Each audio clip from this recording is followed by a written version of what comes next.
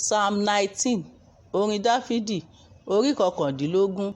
Àwọn ọ̀run sọ̀rọ̀ ògo Ọlọ́run, àti òfurufú ń fi iṣẹ́ ọwọ́ rẹ̀ hàn.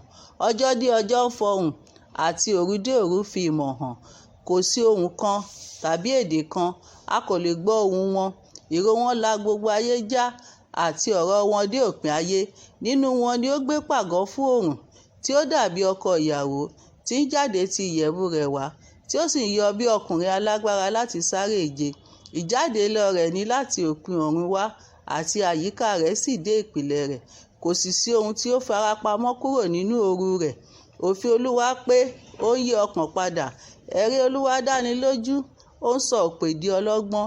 Ìlànà Olúwa tọ́, ó mú ọkàn yọ̀. Mímọ́ ni àṣẹ Olúwa, ó ń ṣe ìmọ́lẹ̀ ojú. Ẹ̀rí Olúwa mọ́, pípé ní títí láé. Òtítọ́ ni ìdájọ́ Olúwa, àti òdodo pátápátá. Wọ́n ju wúrà dáradára púpọ̀, wọ́n sì dùn ju oyin lọ, àti rírú afárá oyin.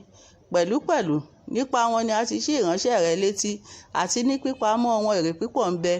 Tí a lè mọ ìṣìnà rẹ? Wẹ̀ mí mọ́ kúrò nínú ẹ̀ṣẹ̀ ìkọ̀kọ̀ mi. Fa ìránṣẹ́ rẹ sẹ́yìn pẹ̀lú kúrò nínú ẹ̀ṣẹ̀ ìkùùgbù. Má ṣe jẹ́ kí wọn kí ó jọba lórí mi. Nígbà náà ni èmi ó dúró ṣinṣin, èmi ó sì ṣe aláìjẹ̀bi kúrò nínú ẹ̀ṣẹ̀ ńlá. Jẹ́ kí ọ̀rọ̀ ẹnu mi àti ìṣàrò ọkàn mi kí ó ṣe ìtẹ́wọ́gbà ní ojú rẹ, Olúwa àpáta mi àti olùdáǹdè mi. Àmín.